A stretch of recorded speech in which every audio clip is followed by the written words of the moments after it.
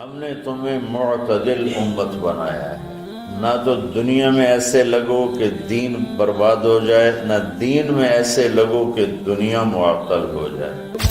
ایک دنیا کی ہوس میں بہت آگے چلے گئے، ایک دنیا بیزاری میں بہت آگے چلے گئے، تو اللہ نے دونوں کو ایسے رد کر کے فرمایا وَكَذَلِكَ جَعَلْنَاكُمْ أُمَّةً وَسَطًا، تو ہم امت واسطہ ہیں۔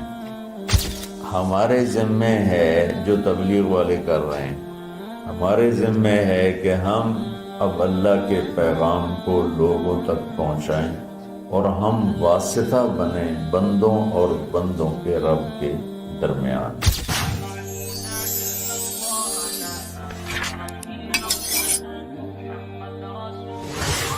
اللہ تعالیٰ فرماتے ہیں کہ ہم نے تمہیں امت معتدل بنایا، وسطا۔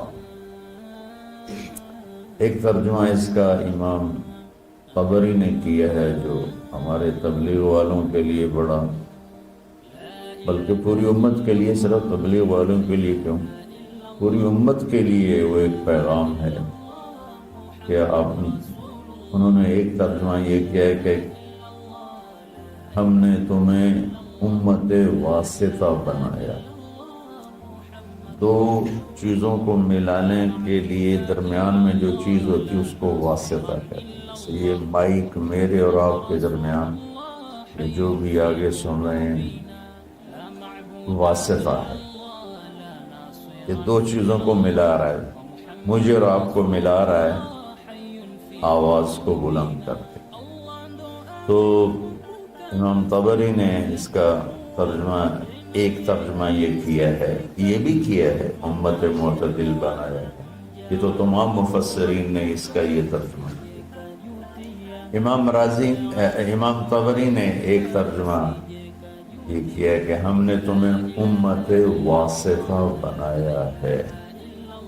جیسے پہلے انبیاء آتے تھے اور وہ واسطہ ہوتے تھے اللہ اور بندوں کے درمیان، کہ لوگ اللہ کو نہیں جانتے تو ایک نبی آتا ہے، رسول آتا ہے، وہ لوگوں کو اللہ کا تعارف کرواتا ہے اور اللہ سے ان کو ملا دیتا ہے، اللہ کے سامنے انہیں جھکا دیتا ہے اور انہیں صراط مستقیم پہ کھڑا کر دیتا ہے۔ اب ہمارے نبی پاک صلی اللہ علیہ وسلم کے بعد کوئی نبی نہیں آئے گا، تو لہٰذا اے امت محمد اب تم واسطہ ہو۔ ہمارے ذمے ہے جو تبلیغ والے کر رہے ہیں، ہمارے ذمے ہے کہ ہم اب اللہ کے پیغام کو لوگوں تک پہنچائیں اور ہم واسطہ بنیں بندوں اور بندوں کے رب کے درمیان۔ یہ بہت خوبصورت ترجمہ ہے۔ جتنی تفسیریں میں نے دیکھی اس میں مجھے سوائے طبری کے اور کہیں نہیں ملا، اور آپ کے شاید علم میں ہوگا کہ طبری پہلی تفسیر ہے جو امت میں لکھی گئی، ابن جریر طبری رحمۃ اللہ علیہ۔ تو اللہ تعالیٰ نے ہمیں امت واسطہ بنایا ہے، کوئی تبلیغ میں نہیں جا رہا یا جا رہا ہے، امت ہے تو ہم امت واسطہ ہیں۔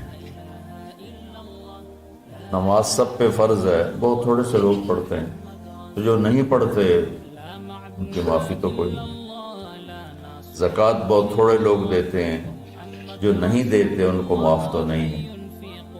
تو ایسے ہی میرے عزیزو، اللہ کا پیغام پہنچانا، اللہ سے لوگوں کو ملانے کی کوشش کرنا، یہ ساری امت کے ذمے ہے۔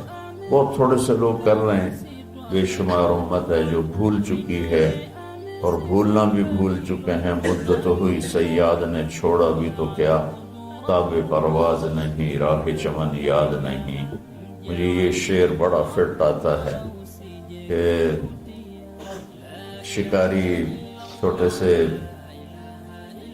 پرندے کو گھونسلے سے اٹھا کے لے آتا ہے اور اگر اپنے پنجرے میں ڈال دیتا ہے، جب جب اس پرندے کی شعور کی آنکھ بیدار ہوتی ہے تو اپنے آپ کو ایک پنجرے میں دیکھتا ہے، اور ایک کوٹھالی میں اس کے لیے دانہ پڑا ہوتا ہے، ایک میں پانی ہوتا ہے، بس وہ وہاں سے دانہ اٹھاتا ہے، وہاں سے پانی کے چند قطرے لیتا ہے اور وہیں پھڑ پھڑا کے بیٹھ جاتا ہے۔ تو جب اس کی آنکھ ہی وہیں کھلی تو اس کی ذہنیت اور اس کا جو مائنڈ سیٹ تھا وہ فکس ہو گیا کہ بس یہی میرا جہان ہے، یہی میری دنیا ہے۔